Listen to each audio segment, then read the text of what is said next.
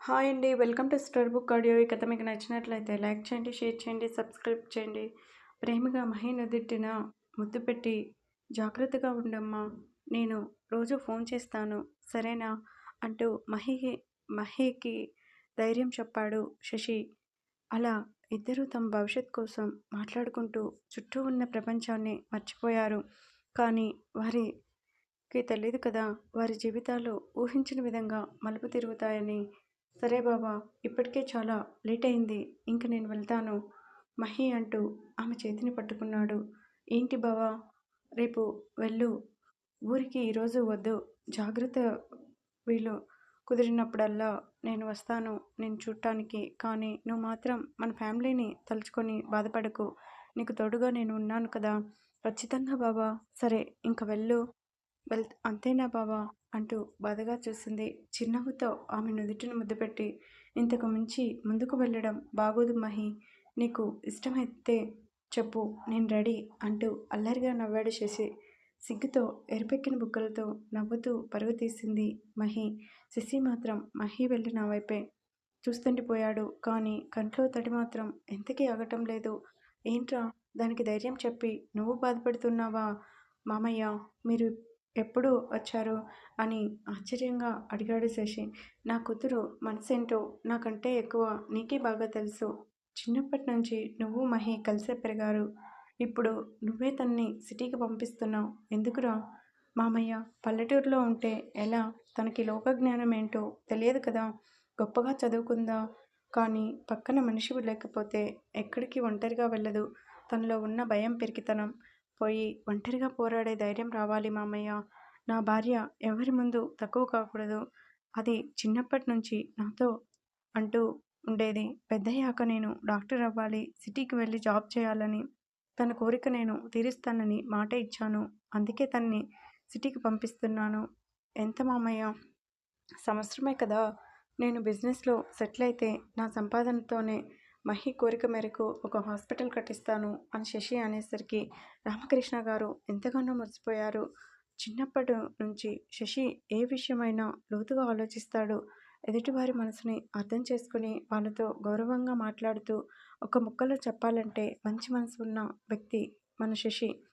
అమ్మా నాన్న ఇంటి దగ్గర ఉన్నారా? అవును మామయ్య. సరే పద, అత్తయ్య బాధపడుతుంది మామయ్య. మీ అత్తయ్య బాధ మామూలేరా, తల్లి మనసు కదా, తనకి ఉన్న భయాలు తనకి ఉంటాయి. అది నిజమే మామయ్య అంటూ ఇద్దరూ నవ్వుతూ ఇంటికి వెళ్ళారు. మరుసటి రోజు మహి అందరి దగ్గర కూర్చొని కంట నిండా నీళ్లతో చూసింది. ఎందుకే, ఇప్పటి వరకు హుషారుగానే ఉన్నావు కదా, మీ బాబాతో మాట్లాడి వచ్చావు, ఇప్పుడు ఏమైందని డల్గా ఉన్నావు?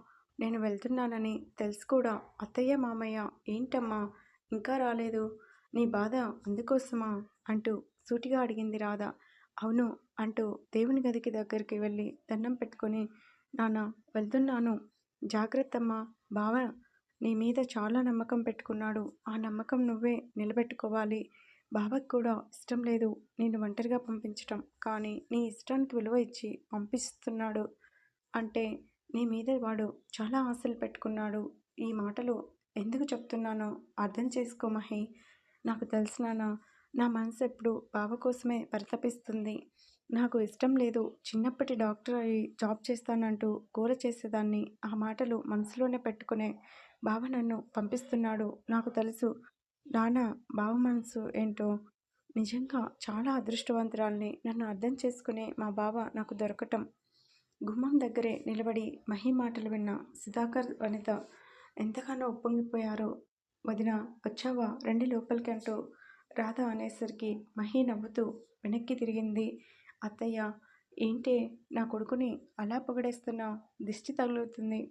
నువ్వు మామయ్య వచ్చారు, ఇంతకీ బావ ఎక్కడా రాలేదు బయటికి చూసి అడిగింది మహి. సుధాకర్ గారు నవ్వుతూ, వాడు బిజినెస్ పెడుతున్నాడు కదా మా, ఆ పని మీద బయటికి వెళ్ళాడు, ఎప్పుడు వస్తాడో కూడా చెప్పలేదు. కానీ నువ్వు సిటీకి వెళ్ళగానే ఫోన్ చేయమని చెప్పాడు. సుధాకర్ మాటలు విన్న మహి, నాకు తెలుసు మామయ్య, బావ ఎందుకు రాలేదు, అర్థం చేసుకోలేనంత పిచ్చిదాన్నైతే కాదు అని మహి బాధగా అనేసరికి, నువ్వు బాధపడి వెళ్తే వాడు ఎలా సంతోషంగా ఉంటాడు, అందుకే రాలేదు అని రాధ అనేసరికి మహికి ఎంతగానో ఏడుపొచ్చింది. కానీ తన బావ చెప్పిన మాటలు గుర్తు చేసుకొని నవ్వుతూ అందరి వంక చూసి, సరే నాకు టైం అవుతుంది వెళ్తాను, జాగ్రత్తమ్మా అంటూ అందరూ మహికి ధైర్యం చెప్పారు. అందరూ తనతో మాట్లాడుతున్న మహి మనసు మాత్రం శశి కోసమే ఎదురు చూస్తుంది. బావ నువ్వు ఇక్కడే ఉన్నావని నా మనసు చెప్తుంది. ఒకసారి కనిపించు మనసులోనే అనుకుని కారు ఎక్కింది మహి. కంటనిండా నీళ్లతో అందరూ మహి వైపే చూసేసరికి మహి నవ్వుతూ విండో బయటికి చూసి, నేను వెళ్ళిపోవటం మీకంతా సంతోషంగా ఉందా? సంతోషంతో తెగ ఏడుస్తున్నారు. నాకు తెలుసు నేను వెళ్ళగానే మీరందరూ మన తోటలో పండుగ చేసుకుంటారని అని మహి అనేసరికి అందరూ చిన్నగా నవ్వారు. మహి నవ్వుతూ బాయ్ చెప్పి శశి కోసం మరోసారి చూసింది. కానీ ఎక్కడా శశి కనిపించకపోయేసరికి, ఒక్కసారి కనిపించు బావా ప్లీజ్, లేదంటే నీ మీద చాలా కోపం వస్తుంది, కనిపించు అనుకుని విండో బయటికి చూసింది. రెండు చేతులు పట్టుకొని కంట నిండా నీళ్లతో నవ్వుతూ బాయ్ చెప్తున్న శశిని చూడగానే షాక్ అయ్యింది. రామకృష్ణ గారు వెనుక నుంచి ఉన్న శశి బాధగా లోపలికి వెళ్ళాడు. మహిని చూస్తే ఎక్కడ తనతో పాటుగా సిటీకి వెళ్తానని కారులో కూర్చున్న మహి గట్టిగా ఊపిరి తీసుకొని వదిలి పెదవులపై సన్నని నవ్వు తెచ్చుకుంది. ఆఫీస్ ముందు కారు ఆగటంతో లోపలికి వచ్చాడు యశ్వంత్. అప్పటి వరకు సంతోషంగా ఉన్న అందరి ముఖాలు ఒక్కసారిగా మాడిపోయాయి. వర్క్ విషయంలో యశ్వంత్ పండాక్సిస్టే అనే చెప్పాలి. కోప్పడడు, సైలెంట్తోనే మనిషిని దడపుట్టిస్తాడు. గుడ్ మార్నింగ్ సార్ అని స్టాఫ్ అందరూ వచ్చేసినా ఏమాత్రం పట్టించుకోకుండా ఎప్పట్లానే సైలెంట్గా నడుస్తూ స్టైల్గా కళ్ళకి ఉన్న గగుల్స్ తీసి తన చాంబర్కి వెళ్ళాడు. గుడ్ మార్నింగ్ సార్ అంటూ లోపలికి వచ్చాడు యశ్వంత్ ఫ్రెండ్ కార్తిక్. అతని విష్కి మన హీరో యాటిట్యూడ్ లుక్ ఇచ్చాడు. రెస్టారెంట్లో మీటింగ్ ఉంది, మర్చిపోయారా? ఈరోజు ఆఫీస్కి లేట్గా వచ్చారు. ఈరోజు ఏంటి జస్ట్ లుక్ మాత్రమే. ఓ అర్థమైంది. అయినా నువ్వు ఏంట్రా బాబు, ఎప్పుడు చూడు శుక్రవారం సోమవారం గుడికి వెళ్తావు. చిన్నప్పటి నుంచి చూస్తున్నాను. అసలు మాటలు మాట్లాడవేంట్రా? తక్కువ మాట్లాడతావు, ఎక్కువ పని చేస్తావు, ఎప్పుడు అప్డేట్ అవుతావు రా బాబు. ఎప్పుడు అప్డేట్ అవుతావు రా బాబు. మీటింగ్ టైం అవుతుంది, వెళ్దామా? వెళ్దాం. వెళ్ళాక ఏం చేస్తాం? సత్యం అని పిలిచాడు కార్తీక్. డ్రైవర్ రెడీగానే ఉన్నారు సార్, కారు కూడా రెడీ అంటూ ముగ్గురు బయటికి వచ్చారు. స్టాఫ్ అందరూ తన వైపే భయంగా చూస్తున్నారని తెలుసు. అడుగులు ఆపి వెనక్కి తిరిగి అందరి వైపు చూశాడు. అందరూ గుటకలు మింగుతూ చూస్తున్నారు. ఇప్పుడు ఏం చెప్తాడు రా బాబు? 2 రోజుల వరకు ప్రాజెక్ట్ వర్క్ అంటూ చావగొట్టాడు. ఇప్పుడు ఏం చేస్తాడో అని స్టాఫ్ అందరూ మనసులో అనుకోగానే యశ్వంత్ సీరియస్గా కార్తీక్ వైపు చూసి బయటకు వెళ్ళాడు. కార్తీక్ గొంతు సర్చ్ చేసుకుని మేనేజర్కి చెప్పాను, ఆయన వచ్చి ప్రాజెక్ట్ వర్క్ కోసం మాట్లాడతారు. ఏమన్నా డౌట్స్ ఉంటే మేనేజర్ని అడగండి. 3 డేస్లో వర్క్ కంప్లీట్ అవ్వాలి అని కార్తీక్ అందరి వైపు చూశాడు. అందరి ముఖాల్లో బాధని చూసిన కార్తీక్ గొంతు చరిచేసుకొని, పోనీ యశ్వంత్ సార్ని పిలవన, ప్రాజెక్ట్ వర్క్ బాగా ఎక్స్ప్లెయిన్ చేస్తారు. బాబోయ్ వద్దు సార్ అని అందరూ గట్టిగా అరిచేసరికి కార్తీక్ జడుచుకొని, అరవకండి, ఏమాత్రం బయట ఉన్న లయన్ ఈ అరుపులు వింటే మీకంటే ముందు నన్ను వేటాడుతుంది అని కార్తీక్ బయటికి వచ్చాడు. అప్పటికే కార్ స్టార్ట్ అవ్వడంతో కార్తీక్ కారెక్కి యష్ వైపు చూశాడు. అప్పటికే ఘాటుగా చూస్తున్నాడు మన హీరో. ఈ రోజుకి వాళ్ళని వదిలేయొచ్చు కదరా, నిన్నటి వరకు వర్క్ చేసి అలసిపోయారు కదా. అవునా అంటూ యష్ కార్తీక్ని కింది నుంచి పై వరకు చూసి, సత్యం చెప్పండి సార్, మేనేజర్కి ఫోన్ చేయి. ఓకే సార్ అని సత్యం మేనేజర్కి ఫోన్ చేయగానే కార్తీక్ ఉప్పొంగిపోయాడు. నాకు తెలుసురా నువ్వు నా మాట వింటావని, ఫ్రెండ్ అంటే నువ్వేరా, నీలానే ఉండాలి అని కార్తీక్ అనగానే సత్యం ఇచ్చిన ఫోన్ తీసుకుని, హలో హరి, చెప్పండి సార్, ప్రాజెక్ట్ వర్క్ ఇచ్చావా? స్టాఫ్ అందరికీ ఇచ్చాను సార్. వర్క్ వాళ్ళకి ఇవ్వకు, కార్తీక్ చేస్తాడు ఆ వర్క్ మొత్తం అంటూ కాల్ కట్ చేసి ఫోన్ సత్యానికి ఇచ్చాడు యష్. అప్పటి వరకు గాల్లో తేలిన కార్తీక్ యష్ చెప్పిన మాటలకి కోపంగా చూశాడు. ఇంత రాక్షసుడివి ఏంట్రా నువ్వు, పొగిడేలోపే లోపల ఉన్న గాలి అంతా తీసావు.